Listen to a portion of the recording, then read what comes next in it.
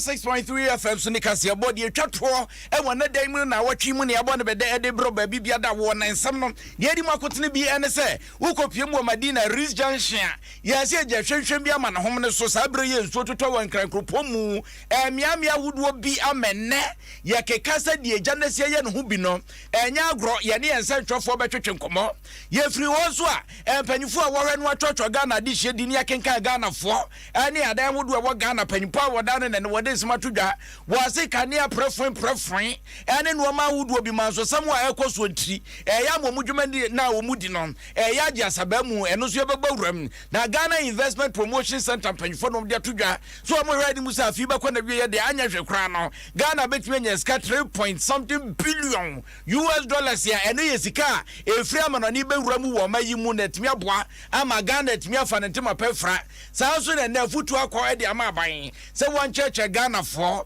mobile money nipa bia wo ye frakadam wo so momo frodo se de bia Ghana for betumi ada wo ho so se bi ka we ho na nwumre yi obi dum bie kwaku adukumi matrasia maybe e de ama wo adomalaki odunum bi na 3D ne nto ase emfa ma na de ho so toto fifi yo ye ba be pai totom pai totom ase de tre bia na no feles ma na wom no wo ka wo se pie wo ma de dia 3D ya de oboso da na menyare so mentriapo etunya adomalaki na che se wo de ade ho e de afrum sas na cha tonic mujaduro wo moja na ba mama se be na afi watumi anya hode agina wo naso na ne obeye bo ama bo na nkasa hu sa mpasa wo ba ne ba sas na adom na chairman mixture ene ne capsules aye memedro ene ya Father's Day yi memma ya nye 3.0 ya ba ma no agu ho anim ase acha ene de mesre wada to anim ene nti na chairman mixture ene ne capsules no anu no bi lady kai capsules ene ne mixture wo ba ma ne nom ne de ananso anu mo de na afi mu de ahia na agi so tota mo mampa mu nya de so na atoyi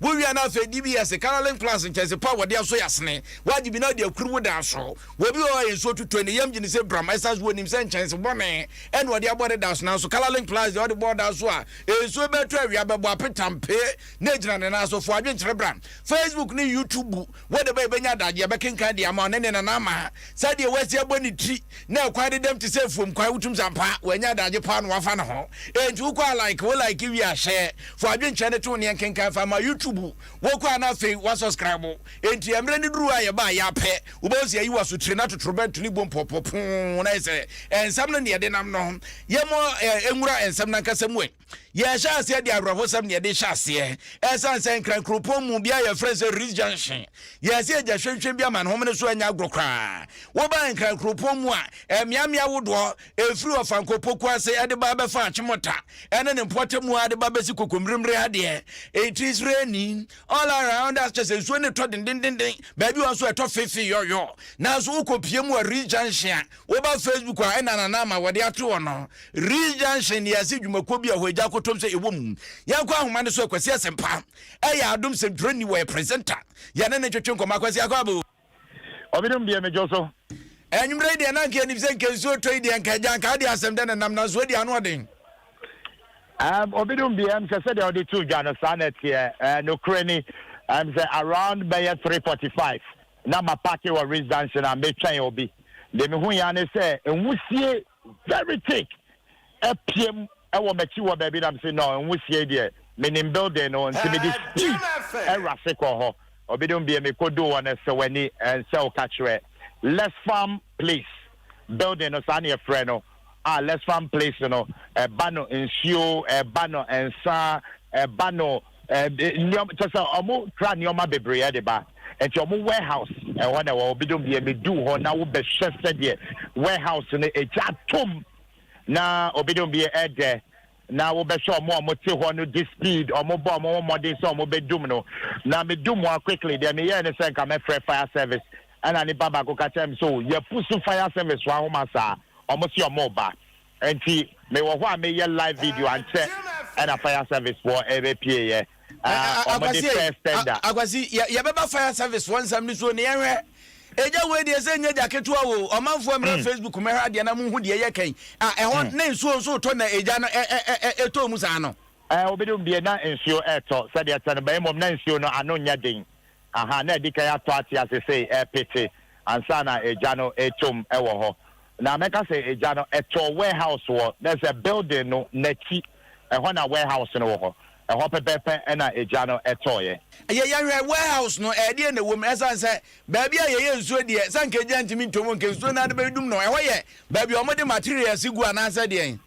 Okay, obi dem deɛ maame nya quick correction ɛnyɛ sɛ ɔmo yɛ nsuo wɔ hɔ na mmom ɔmo kra nsuo ba ɔmo kra nsa ba ɔmo kra ingredient a yɛde yɛ aduane ne adeɛ na sɛ biribiara bi nti ɔmo kra ba saa warehouse hɔ na ɔmo de gu ansa na ɔmo ayɛ distribution saa na teɛ nɛsɛ ɛhɔ yɛ importation house exactly yɛbɛka ne saa nti importi de bɛgu a na afei yɛ distribute yɛhwɛ nti dumgyafoɔ yi baayɛ wɔmatumi asɔ ano anaa ɛsiane sɛ agya wɔadi ano ɔde o obi dum deɛ ɛdi kan first tender ɛbaayɛ no ɛbɛduyɛ no ɔmo start yɛhwie nsuo no ana nsuo no san wɔ mu nti ɔmo calling for another tender ɛna ɛbaayɛ na nyame adom ɔmo calling for the second tender no ankyɛ ɛna ɛbɛduyɛ nti ɛbɛduyɛ ɔmo yi nsuo no ana ɔmo de gu so ana nyame nkyɛ adeɛ sɛ sɛ deɛ egya no adum na mɛka sɛ yɛmbɔ fire service waba so because honestly ɛnɛ ɔmo ho keka na ɔmo de dum gya no ne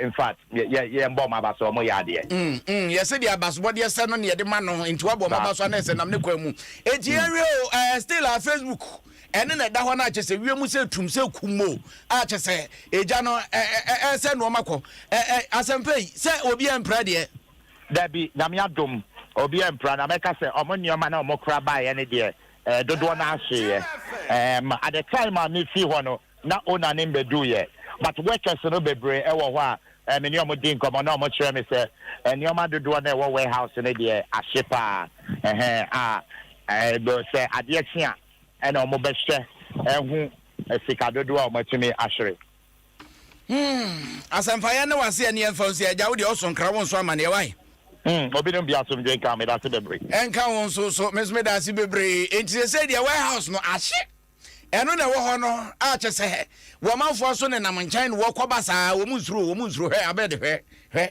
ene wo manfo koba saa nka bibi se nka kopa babi no walata wo kyena bibi gi bum wonu obi ani asem na so Ghana fo de asem na sie no afa ne pese ekwohwe otranko ubonse no so akwafa asem de abent uba Facebook a na na man no de ato na ne YouTube juwaje nkyere ho na afa yenkenkan emfa ma yemfiro na afa yemfi ani nkyerem e wonsamfu from a ye de adi nkyerem wonsamfu from a ubeka ye a sese wona mo abonse mrante kwa bi wo amane maba wo mo hyehya atade a reflector eguso na atade na ehye wo mo no obese reflector na blue ina white bi wom na wom kutatwako na wom twerotwero dan ho ne ade ni nyina na se de boaboa ye ho ya se enso beton from medican na dwumbusum ye wom ne de toso dwonu so empanfo yesu o say census night ne kire se sabra ne de bekinkan Ghana de hye no sa na num sia nwotwe ne o se we de we ya pesi we ya koso atumpodie ba woni we ya kwadwoma hu na adwuma we ye nie babia wote ni babia wadanie wane na busuafo se no mote ne betumi ache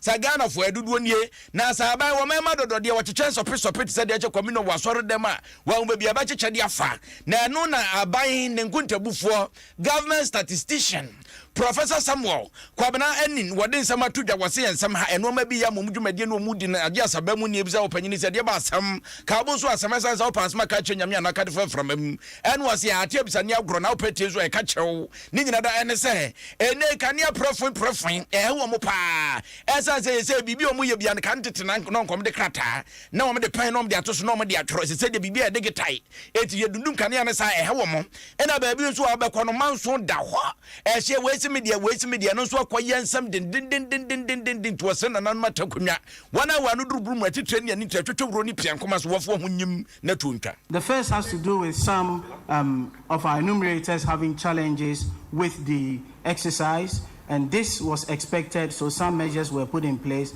But having said that, moving forward, we really need to think about how we can make it much more easier in the next 4 days.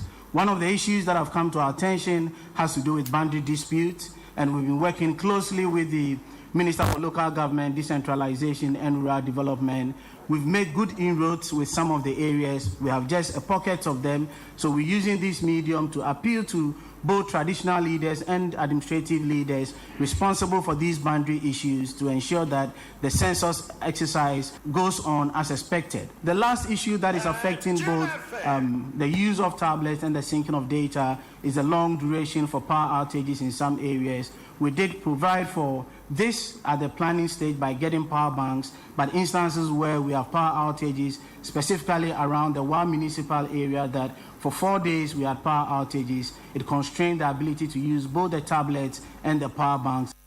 Any a professor, any artist who did some to Ghana was a cocoa warning, and what the Magana did she be my imagine say, and Crawford, you may do Mudumba, and into Okona Kobo Pnumukrania will be few, a Bimukra or Kobo Pnumavino, said you be actually when he can channel Crawford, you know, my child pipe was a son of Manmunai, and I was wouldn't him Nabama force information. 1 year you must me, you must Menajuma.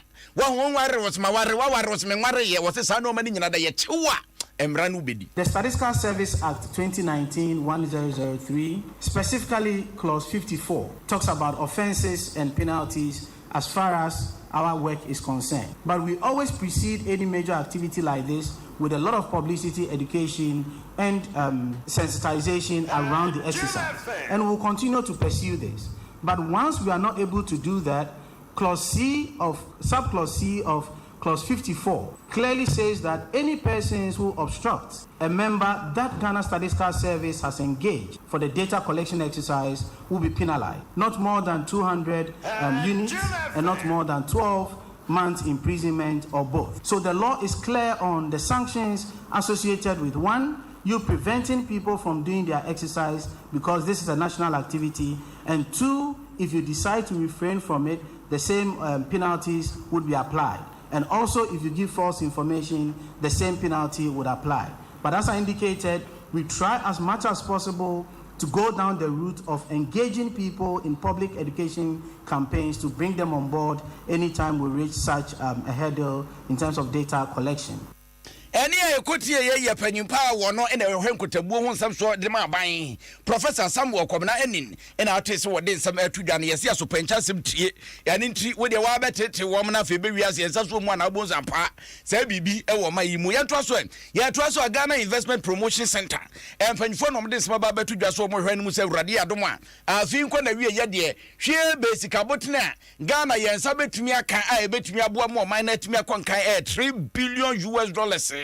And no more any Musa Bepim woman my from ne and eba no panini yo fi grant one on the panipa said you make wadan one adukase botwetwe command which say abai fabronya nwa we crackers wo beka year of return eba nkanye COVID-19 said the amnani fosi begu mu wo mai mu no nanka skan ke benya nanka jan ke be frokoto amagana de shenya bi de naja aja boso ko ba aja kante so ko kanta COVID-19 wo baje nsrepene pataku wo mai mu ma no makoye bisibisi basa say the beyond the return abaye ehemu dudu abaye ehemu kena nti yehwe ni musa no so betumi abo amaska na timi aba beduru wapanyini kirema wase ye free ya sha fiase kra na anya hwe kra $2.6 million na aba be piem wo mamu chese billion US na aba be piem wo mamu nti afene nkoda wie ye na de na sonko chese skana pen ko e wo mayimu. We also want Ghanaians to rise to the occasion and invest. And I'm happy to say that more recently, we've seen quite a number of Ghanaian investors actually coming to register at GIPC.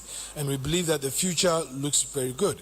Our target for this year is $3 billion in accordance with the plan under the Ghana Cares Obatampa project, which means that we have to raise 70 billion cedis by the end of the 4-year term of the project.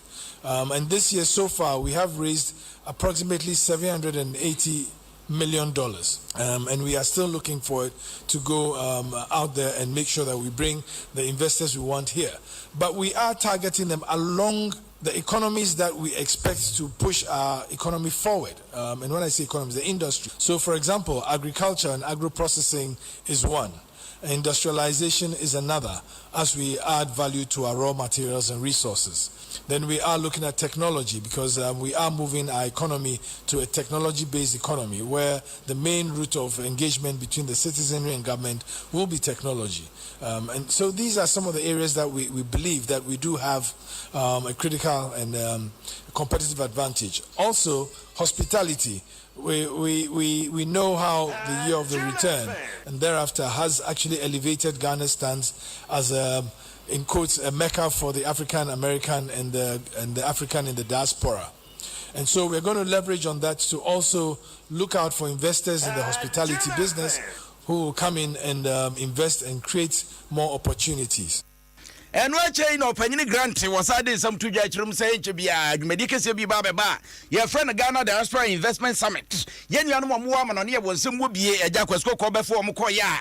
Wamako will be mine, so more board members as the Kuntran in China Cro, Nakaka, one of what you have shown my mama Jumashita, and Mama when you be here. And so further to this development of Beyond the Return, we thought it was right in time for us to actually do a diaspora investment summit. And this will be limited really to summits. I dare say that in the past few years, there have been diaspora conferences in Ghana, and these engagements have been broad. And this time, we are only going to talk about investment and the possibilities and the opportunities that exist. We've seen this happen in many countries. And yeah, Kotia Penimpa, Ghana Investment Promotion Center, one and a down on artists what they some to Jan Yofi Grant. Adom 106.3 FM, so near filling stations, no Toso, Bubruja, and so many Nakutayimu, and a Kasiboya de Brewo. Evangelist Bright Radio, Germany. Virgin City FM, Konongo. Oti Radio, Dambai. Esuojaman FM, Esuojaman. Charity FM, Bechem. True FM, Adesu. Johnny Radio, Tempani. Live FM, Nkoko. Asasi FM, Pandai. West FM, Elubo. New Mighty FM, Asante Mampong. Right FM, Somenya. Storm FM, Sunyane. Radio Shama, Shama. Arise FM, Kifupraso. Des FM, Asante Bekwai. Reverse FM, Wasakropon. Shalom FM, Brekum. Zone FM, Kentampo. Akumapa FM, Brekum. Solar FM, Dunkwao on Ofen. Uja FM, Hunter West. Hanyiti FM, Salaga. Edikanfo FM, Jene. Voice FM, Agunan Kwanta. Free FM, Kechima. Fresh FM, Kede Kwayebibrim. Cape FM, Cape Coast. Case FM, Sekenita Krade. Sunset Radio, Sehuyoso. Winners FM, Kechima. Live FM, Cape Coast. South FM, Agogo. Trinity FM, Bogoso. Akwaba FM, Sefibodi. Moonlight FM, Sunyane. Achan FM, Nkransa. Asafo FM, Elmina. Space FM, Takwa. Rainbow Radio, Seshujaboso. Atobu FM, Atebubu. ABC Radio, Tamale. Chris FM, Brekum. Pure FM, Takwa. Vision FM, Seshudebiso. High Radio, Bechem. Enidaso FM, Jape Krum. Unity FM, Kwawu Atibi. Ankobra FM, Ankobra. Dastek FM, Zebila FM, Wingpang FM, Pusiga. Time FM, Nsoko. Alive FM, Yeji. Yankee FM, Sampa. Fawe FM, Nsamem. Time FM, Obuase. Obumakuma FM, Mankesim. Gift FM, Doma Hinkro. Tricky FM, Enchi. Nkunim FM, Samankasi. Enidaso FM, Jape Krum. Ofi FM, Chimoda. Asida FM, Takrade. West Gold FM, Sekendi Takrade. Luke FM, Tapa, Abotwase. Gateway Radio, Dambai. Dakpa FM, Bupe. Trust FM, Abotwase. Unity FM. Jim FM. 106.3 and Union Master 94.7 Nation 104.5 and you bring us a bromocasi wouldn't catch super weekend news and one you go so I can kind of my one young man.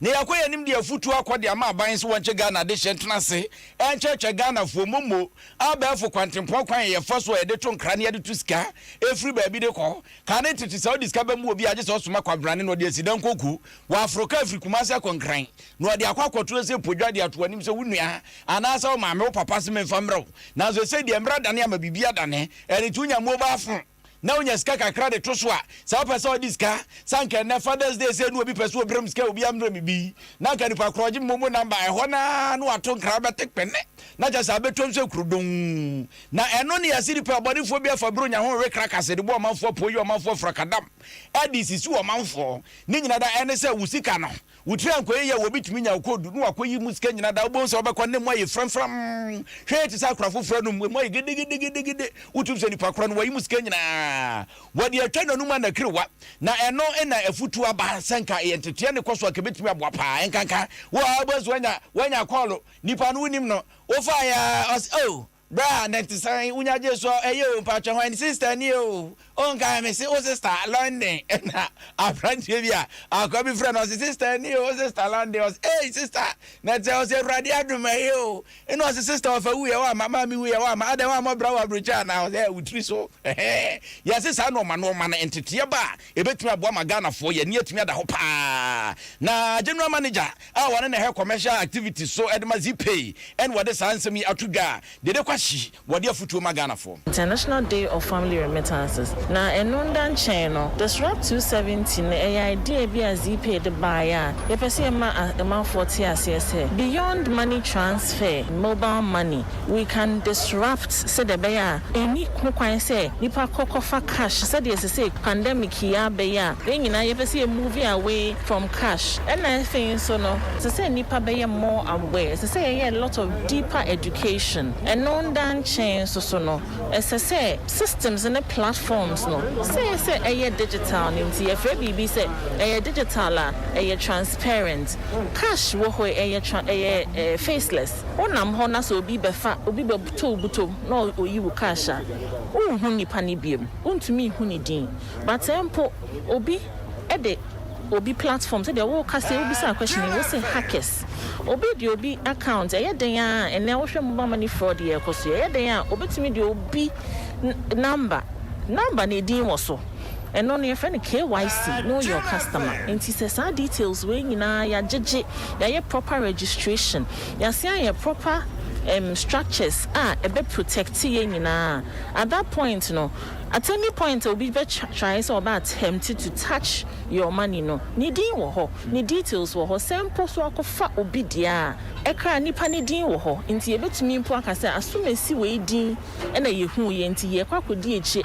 it is a lead to somewhere I mean apart or na say rather than say obi ekwakofa wo cash wu hu nipa no po wu nim nipa ban a oye hu baby ofi ba ye but we no say hakan po ba obetumi trace ehu say oh nti no at that point obetumi start your investigations digitalization no eno mom na bebo ye ho ban eni ayekoti ye general manager wona na he commercial activity so edema zipay dede kwashi ina atese wode nsem atudwa no Adom 106.3 FM nyumakwa wudo bi ena kasebo mafa wo ka yeguso ayebe edema mo Father's Day ne de ede ababu bodin no nansa na no Adom alaki owunya bi no no mebebo amani tuatiri ase fama Adom na twatonike emojadro no ma moja ne bom se ma se be na afia berebia watumi nya hode sanso na Adom na chairman Mr. ene capsules ene ye memedro makacha dada se Father's Day ye nyeja ye ho sanso na lady kai capsules wo ba mani siesie watre na etimi mu amampem nya de dependable eba fo ene de saa endro ya badwa so sanso na DBS what the coloring class what ya so yas ne fa board so awia bebo isu beto na wodan ne gusu agina na so usuro se so betumi apa wo mo ne so yas ne maame obidum bie kwaku adukumi enwumei kase me bebe edema wo happy birthday enkoma Benedicta maame amajanwa edu na wo kasoa we firi wo papa e friend John Kofiedu woni abusuafo ni nyina da na wo panyini John Kofiedu dodo na afra 1x1 1x1 company eho na wo ye adwuma happy Father's Day kase pa enko enfama Fida Rose wo sanso ye adwuma wo ha chese happy Father's Day kase pa enko enfama ona happy Father's Day enkoma Bishop we are Hansel eje from Pong Abednego Nsano ntwe no na we see den Faithful Family International Ministry fruitful Fruitful Family International Ministry we free mame Justin Asiama and Doris Mensa you Bishop Happy Father's Day come out. Happy Father's Day kase enko metre so da yakwasi twum. Wada amenti ne yete ba bi awrade ma onyini nchewate. Wamu ani so ade hunu mre mo ma nkwa de ahode wo mu. Saa so na CEO kana nsa papa bi. Ai kana nsa papa bi wo bre no waze se. Ai Happy Father's Day kase pa confirm ma. General Manager Opanyini Abdullah Awudu. Wono so buade bre no waze. Happy Father's Day enko enfa ma. Saa so ena na elegba HR Happy Father's Day kese pa. Enko enfama programs manager Joshua Tugu mini panipa. Kanena me ne epe. They said yeah, me come anim say my pampa mafu ne de nda so yesako. Happy Father's Day. Enko enfama. Where's your head of current affairs and news. Happy Father's Day enko enfama sanso. Kwasi adwuma Happy Father's Day kese pa news editor. Enko enfama nana se apofo je cast wine. Happy Father's Day enko enfama obri eboa. Friend and friend, Happy Father's Day enko mamo. Wama fa mo adu kese bodde mu nyina da Happy Father's Day enko enfama mo E4 kule nu any team ni nyina. Happy Father's Day enko enfama mo sonko kra. Chaman. So wo ho, chaman. Happy Father's Day. Oze hey, Kofi Asan papa bi. Na the personal assistant. Was mu refi Kofi Asan na. Na mpa cho refi Kofi Asan. Kofi Kafra. Hey, kanene nka ocha no pa news ni na nka je samre nse body. Happy Father's Day Kofi Asan. Enko enfama mo ya de. Obi se Kofi Asan ene Abednego. Ye nyina ye be hia ni enim ye ho. Sadia no branesi atete apansama ye ene babie ne ewrade dia beduru ewrade da waswate wuhia papa na de nasema me. Happy Father's Day enkoma wo me George man wakumi papa bi dokumi wo Germany utalim winshira no masum pa me papa penyini amankwa so Happy Father's Day enko enfama wo bibia wutie bia Happy Father's Day mfankoma yafu Happy Father's Day Franco Happy Father's Day dependable heba Happy Father's Day mo amoso yasle mo amutie nyina Happy Father's Day na nim say euro na ekoso 20 euro ya de bro wo ba bibia wo agudi ma konfo so adotwa wo sura krokre won ba betrase bion dia na say commentary ene de keka wo nyina da ene de bro wo na no so bo pamu a extra time be bansa ansa na commentary no na comment the extra time here dey ba it 1 hour ba on 1 hour ba it writer me say writer we shana memu na bonfia na de tini mu na so say de wo wiase it on the extra time no e be bre no so bo pema ye hia e wa Adom TV Kumawood premiers Kumawood is back ye be say hia na fi ye de ahyehyɛ so ya de masema mu nyina monitia oh bocha Canada Sifue, DBS Yamamontia says a big she, and DBS 41 chance in a swap.